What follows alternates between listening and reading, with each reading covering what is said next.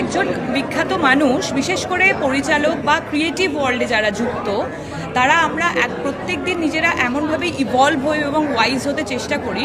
তো তারা না শুধু কাজের দ্বারাই বিখ্যাত হয় না, তাদের মানসিকতাটাও অসাধারণ হয়। তো তাদের কারুর কাছ থেকে ইন্সপিরেশন নিতে অসুবিধে নেই, সে ছোট মানুষ হোক বড় মানুষ হোক, কোনো ছোট ঘটনা হোক বড় ঘটনা হোক, কোনো অসুবিধে নেই। কিন্তু এক্ষেত্রে ঘটনাটা একেবারেই উল্টো, কারণ উনি আমার কাছে এই ছবিটার অফার করেছিলেন 2020-তে, তার মানে উনি কিন্তু স্ক্রিপ্টটা লিখেছিলেন 2019-এ।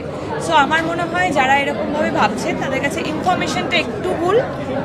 আসলে কি বলতো, তারা তো সবে এসছে ইন্ডাস্ট্রিতে, জাস্ট কাজ শুরু করেছে।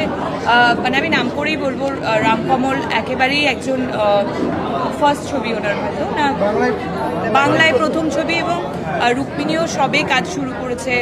তো সেক্ষেত্রে এক্সাইটেড হয়ে গেছে। আমরা সবাই নিজেদের কাজের প্রতি একটা নিজেদের কাজকে বেবি হিসেবেই দেখি, এক্সাইটেড হওয়াটাই খুব স্বাভাবিক। সো সেক্ষেত্রে আমরা একেবারেই সেটা নিয়ে মাইন্ড করি না। Again, we are wiser person. কারোর যদি মন খুশি হয় এটা বলে যে শিরিত মুখার্জি তার থেকে ইন্সপায়ার্ড হচ্ছেন, বি হ্যাপি। শুধু এইটুকু বলতে চাই, আজকের পর থেকে এই প্রশ্নটা বন্ধ, কারণ this film is not all about বিরোধিনী।